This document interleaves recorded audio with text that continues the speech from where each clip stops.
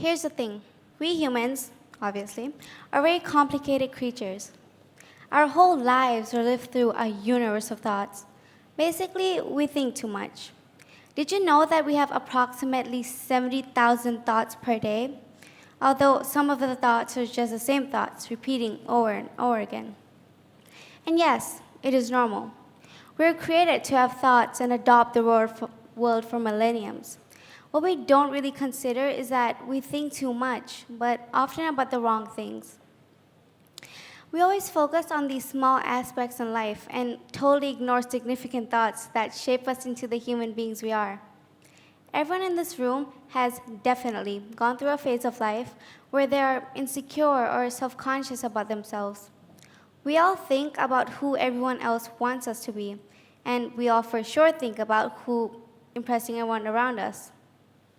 These specific thoughts about how we are not good enough for this world, how we have to prove our worth to someone, and how everyone sees us as someone inferior and unimportant are all triggered by one very important thought: acceptance. Now, no one would actually confess to sleeping at night thinking about all the judgmental people out there who questions us for being ourselves. We all think about it now and then. The problem is we don't realize how affected we are by these thoughts, by our own thoughts. Whatever, I'm 14. What do I know about the world out there? What people think, what people do, right? Wrong. I've still got a lot to explore. But what I do know for a fact is that the only common thing about us, Homo sapiens, is that we are not at all different from each other. Joe Cox, who was a British politician, said it best. We have far more in common than that which divides us. Think about it this way. We are all the same species. We all came from a single cell. And we all do have far more in common than just religion or interest. But here's the question of the day. Why? Why would we want to be accepted in a society full of people who are mostly going to throw all these judgments our way about us not being what they expected?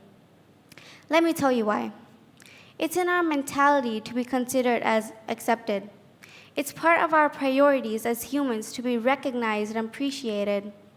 However, to achieve real acceptance is to first seek self-acceptance. And for that, we need these three qualities: respect, support, and compliance. Firstly, respect. To admire something or someone deeply. No matter who you are, what you look like, or what you do, you deserve respect. I deserve respect. To be respected is to be treated as an equal, and to respect yourself is to be treated as a whole, which then leads on to self-respect. However, once you gain respect, you tend to lose your quality that earned the respect that you have, because you're pressured by the people around you to carry on being a role model. With that in mind, it is easy to lose sight of purpose, which is your passion that started every action that led to respect in the first place. However, not all people go down that path. Take Michelle Obama as an example. It is obvious that Michelle gained recognition for being the wife of the former president of the United States.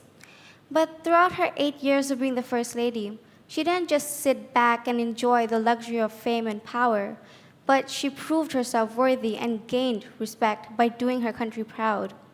Even after she backed down as First Lady, she is still participating in many charity events, including the one for girls' education, which raised more than $3.5 billion in 1 year alone. She stands still for what she believes in, even when the power of authority is taken away. Why can't you learn to be as honest and independent as Michelle? Because you don't have the fame, the power, the recognition? What you do have is your goodwill, your good heart, and your good soul. Learn to respect these qualities inside you and use them as a sense of direction to make a name for yourself. If you're one of those people who completely change after receiving a certain kind of attention, let me tell you what is really going on behind your fake smile. Understand that once you gain respect, there is pressure waiting for you at every corner in every direction. You want to please others. But this is not what my talk is about. My talk is not about pleasing others. Let's start by pleasing yourself. Be motivated by the good that you do. Don't care about what people think or what people say. Yes, compliments are good once in a while, but don't drown yourself in them. Doing something to be popular only makes fake friends. You turn into this shallow and vacuous person who might never be able to redeem themselves from the loss of their true passion.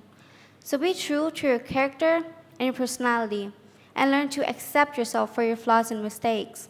Because the true quality is the one inside you, and that is your heart, which does good out of its own will, not out of the hunger for fame or recognition. Support is another quality we should all receive and give to others. Support also means self-care. Support can also mean competition. Where there are people rooting for you, there are also those who are jealous of your achievements. But to us, support is all to do with trust. We need reliable people to be by our sides when we need support. The person who you trust is not always the person that's closest to you. But in time, we'll learn how to separate our real friends from the one we think are real. For example, I didn't know much about Tina Fey or Amy Poehler until my English teacher mentioned their strong friendship bond to me 4 weeks ago. This, fortunately, resulting to me spending 60% of my time watching their comedy videos. Tina and Amy met at the Improv Olympics as 20-something improv comedians in Chicago, 1993. They've been successful comedians and lifelong best friends for 23 years and counting. And no matter which video I choose to watch, I always notice the one thing they both have in common, and that is extreme amount of confidence.